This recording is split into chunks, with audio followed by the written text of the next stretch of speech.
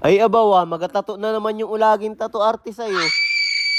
Ay ngani pala, ang atatuan natin ngayon ay mga taga-Pola, mag-asawa sila. Inuna ko ngani pala si madam at maliit lang yung apatato niya. At tabunan ko lang baga yung peklat niya dito sa binti oh. Yun oh, kita niyo yun. Napasok daw ata yan ng tambutso ng motor. Ayan na, mag-uumpisa na kami. Bumelo na yung tattoo artist natin ayo. Akala mo naman ay marunong magtattoo ayo. Ay madam, ba't nagtiwala kayo dyan? Puro lu lang ang alam niyan sa CR. Ay ting na pa, kala mo'y professional na professional ang galawan ayo. Parang totoong tao. Ay hindi naman naligo, 3 araw na yan. Napunta lang ang CR para maglulo. Aroy, anong ulagin mong bata ka talaga? Ay asumbong kita sa mama mo, ganyan ang inagawa mo. Para kang hindi nakapagtapos ng kinder ay.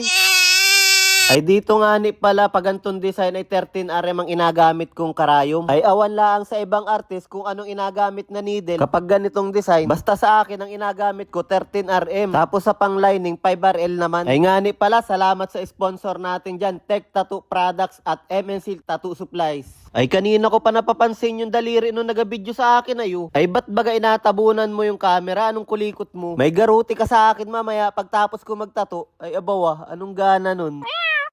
Ay abawa, anong ganda nun? Hindi na nga ni halata yung peklat ni madam ay. Ay hanapi, kung nasaan yung peklat, wala naman din. Ay siya ka, nakachamba na naman yung ulagin yung tattoo artist ay ano. Ay Diyos ko po, anong ganda talaga. Tingna pa.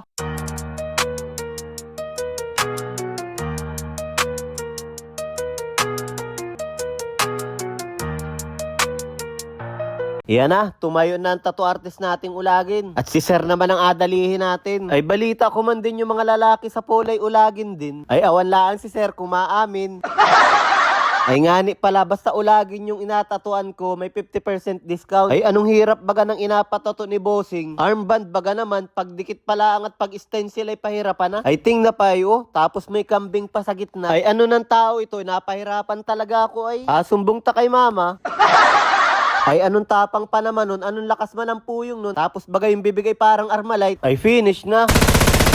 Ay ngani pala, sa gusto man din magpa-endorse dyan ng business ay pwede man din. Magpatato lang kayo sa akin ay libre na endorsement, matik yun. At ako nang bahalang bumalasuba sa business nyo. Oh no! Magaling ako mag-endorse ng business ha, testing eh. At sabihin nyo ay anong galing ni Tutoy Aron, hanip na yan, hindi na makaulit sa akin yun.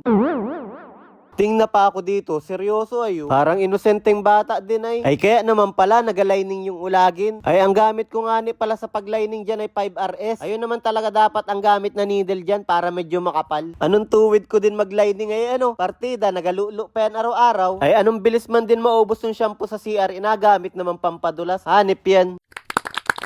Ay abawa, anong ganda na oh. Boy na boy yung kambing eh. Pero kanina habang natatuan ko si bossing, parang maayaw na ay. Ay nangiwit naman habang inatatuan. Anong anot daw naman? Ako nga ni pala si Aaron, ang babaerong tattoo artist ng Mindoro. Dati yun.